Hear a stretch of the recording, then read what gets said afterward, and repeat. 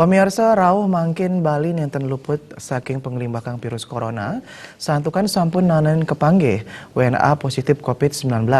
Nanging ngantos mangkin Bali durung sideng nglaksanayang isolasi utawi pengandengan.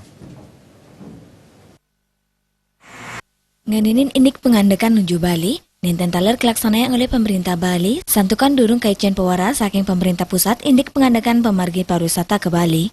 Silitunggil praktisi pariwisata Bali, Cokorte Gede Rakes Kuati Nugesang, samian angge mangdo wicaksana sahesumaken ngarapin penglimbakang virus coronane puniki.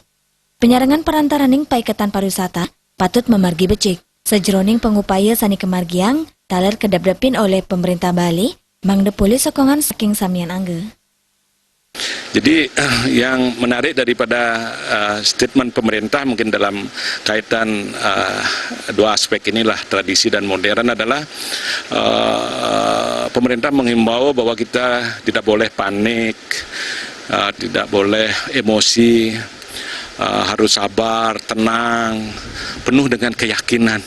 Ini mungkin perlu dimaknai sebenarnya makna daripada yang disampaikan adalah begitulah sebenarnya kita menghadapi